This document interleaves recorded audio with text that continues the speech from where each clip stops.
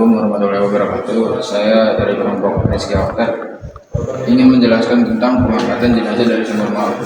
Proses pencarian 7 perwira TNI Angkatan Udara yang diculik dan dan dibunuh oleh D30 SPKI pada dini hari 1 Oktober 1965 berhasil ditemukan di Desa Lubang Buaya.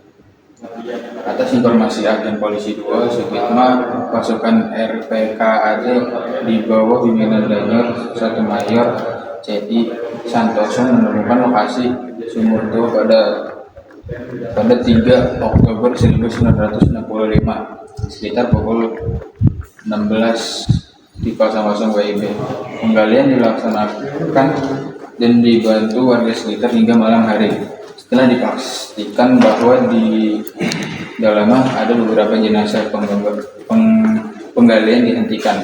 Proses pengangkatan jenazah dari dalam sumur tua dilaksanakan pada 4 Oktober 1965 oleh pasukan RPKAD dan Kesatuan Intai Para Amfibi KIP AM Operasi Komando KKO TNI Angkatan Laut pimpinan Kapten KOO Wantono.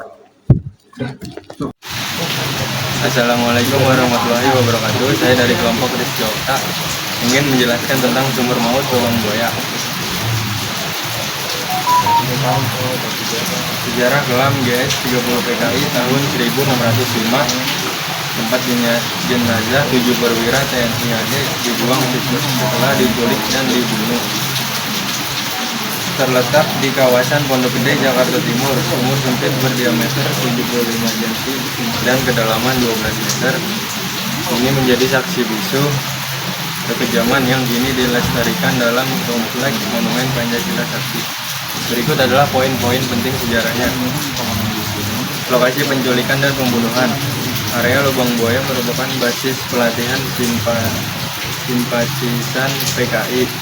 Korban 7 perwira TNI AD yang menjadi korban adalah Letnan Ahmad Yani, Mayor Suparto, Mayor Haryono, Mayor Suparman, dan Brigda Panjaitan. Sekian dari penjelasan kami. Assalamualaikum warahmatullahi wabarakatuh. Assalamualaikum warahmatullahi wabarakatuh. Saya Adi Wijaya dari kelompok Rizky Akhtar ingin menjelaskan rapat persiapan pemberontakan G30 SPKI dalam rangka melancarkan jalan bagi Partai Komunitas Indonesia PKI untuk meraih kekuasaan. Maka dibentuk Biro Khusus PKI yang beranggota Syam, Kamaruzaman, Pino, dan Waluyo. Mereka berada langsung di bawah Ketua PKI yaitu DN Adit.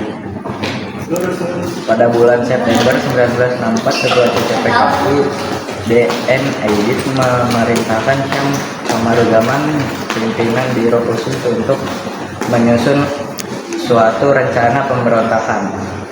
Sekian dari saya. Wassalamualaikum warahmatullahi wabarakatuh.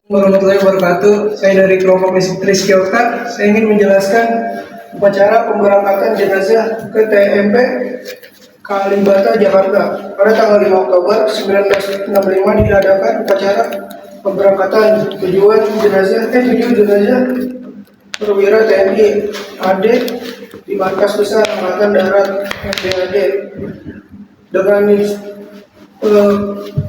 Inspektur Upacara Menko Hankam atau Staf Jenderal AH Nasution atas jasa-jasanya. Pemerintah menganugerahi gelar pahlawan revolusi dan menaikkan terangkat 1 tingkat lebih tinggi dari pangkat semula. Masing-masing jenazah pahlawan revolusi diletakkan di atas panser Saracen yang dijaga oleh seorang perwira TNI Angkatan Darat.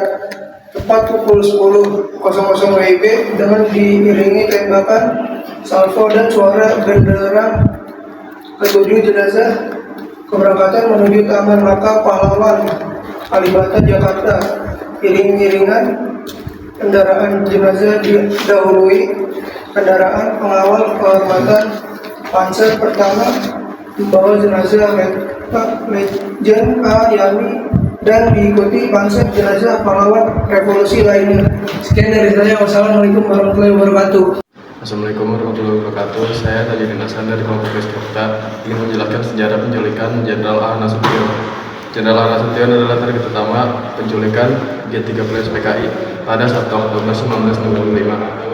Dini hari di rumah dinasnya, Jalan Teguh Umar, Jakarta. Ia berhasil lolos dengan melompat tembok kedutaan Irak. Namun peristiwa ini mengakibatkan putrinya, Ade Irma Suryani, dan ajudannya, Datuk Pierre Tendean gugur. Berikut adalah poin-poin penting sejarah penculikan tersebut. 1. Waktu dan pelaku. Pasukan Cakra Birawa di bawah pimpinan Letnan Dul Arif menyergap rumah Nasution sekitar pukul 3.45 WIB. 2. Kronologi pelarian. Istri Nasution, Johanna Sunarti, membangunkan Nasution setelah mendengar suara pasukan Nasution bersembunyi di taman, lalu melempati tembok ke rumah tetangga kedutaan besar Irak. Meskipun sempat diberondong tembakan. 3. Korban di rumah Nasution.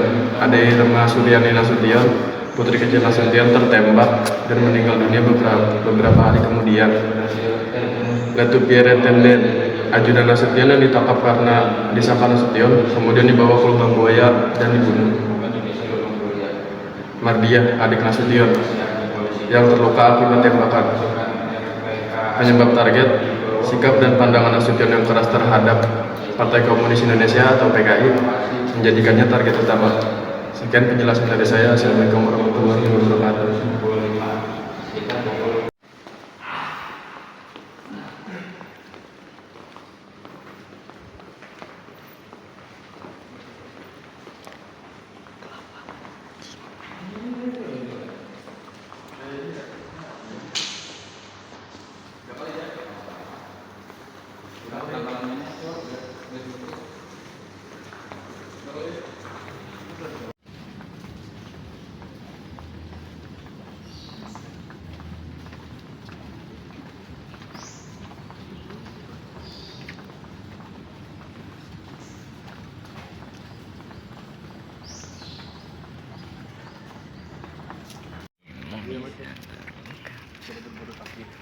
Baru jam 3. Udah lebih deh.